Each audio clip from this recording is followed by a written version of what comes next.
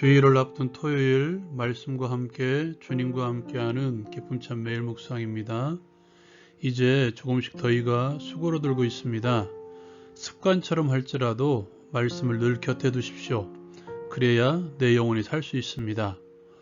오늘 우리의 삶을 위한 하나님의 말씀은 열왕기상 1장 11절에서 27절의 말씀입니다.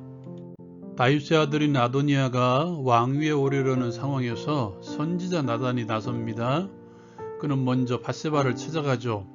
그리고 다윗의 맹세를 상기시킵니다.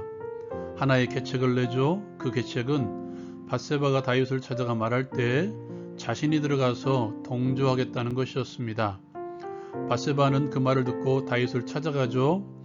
아도니아가 왕위를 찬탈하려고 왕자들과 신하들을 모으고 잔치를 벌인 일, 그리고 그 자리에 솔로몬을 초청하지 않은 것을 말하죠. 밧세바도 다윗에게 전에 하나님을 가리켜 한 맹세, 자신의 아들인 솔로몬에게 왕위를 이어가게 하겠다는 맹세를 상기시켜 줍니다.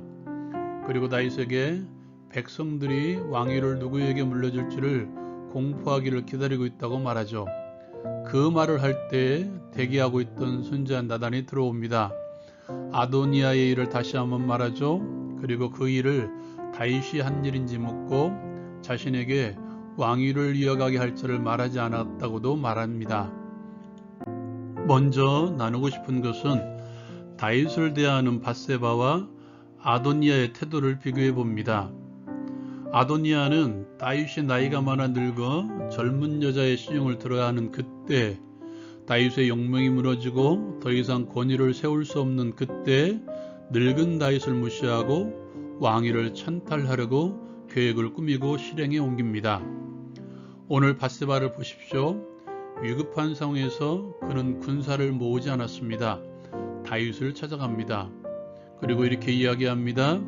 내 주 왕이여, 온 이스라엘이 다 왕에게 주목하고 누가 내 주 왕을 이어 그 왕위에 앉을지를 공포하시기를 기다리나이다. 다윗의 권위를 인정하고 있습니다. 다윗의 결정을 따르기로 바라고 있었다는 것입니다. 요즘 MZ세대라고 말하는 세대가 등장했습니다.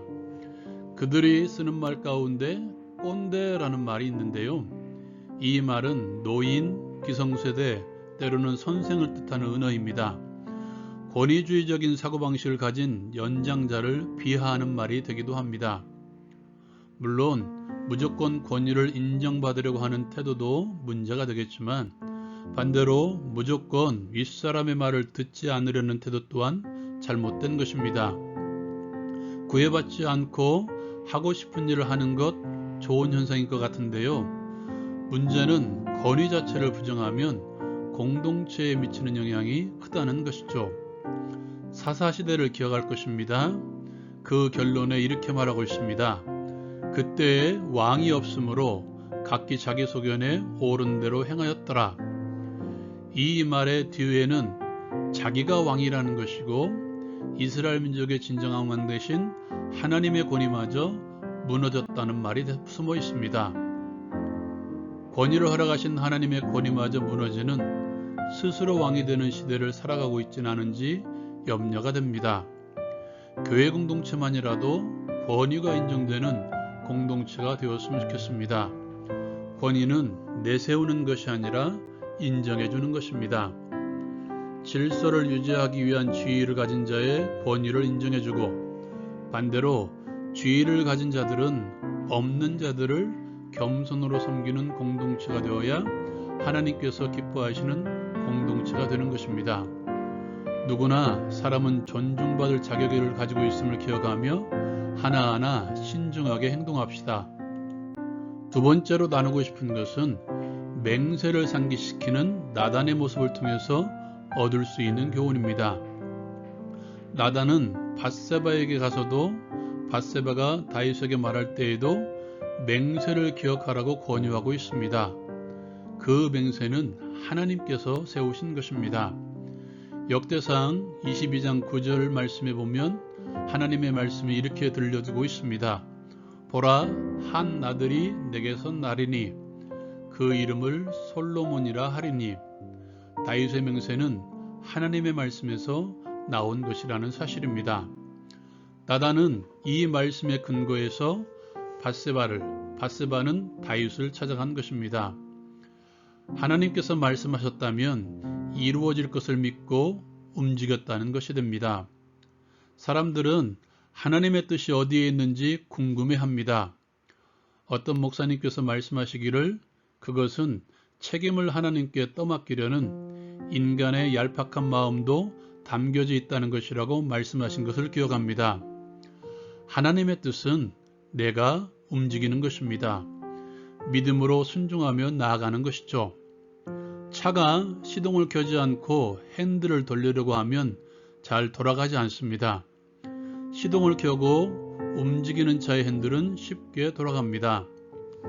내가 믿음으로 인도하실 때까지 가만히 기다리는 것이 아니라 내가 믿음을 가지고 움직이면 하나님께서 나의 핸들을 붙잡고 움직여 가신다는 것이죠. 하나님의 뜻은 나의 행동입니다. 하나님의 뜻은 믿음으로 행동하는 나의 삶입니다. 믿음으로 행동하는 나의 삶에 최악은 없습니다.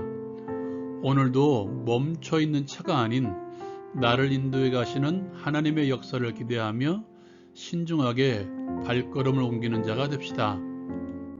나눈 말씀을 가지고 함께 적용하고 함께 기도하기를 원합니다.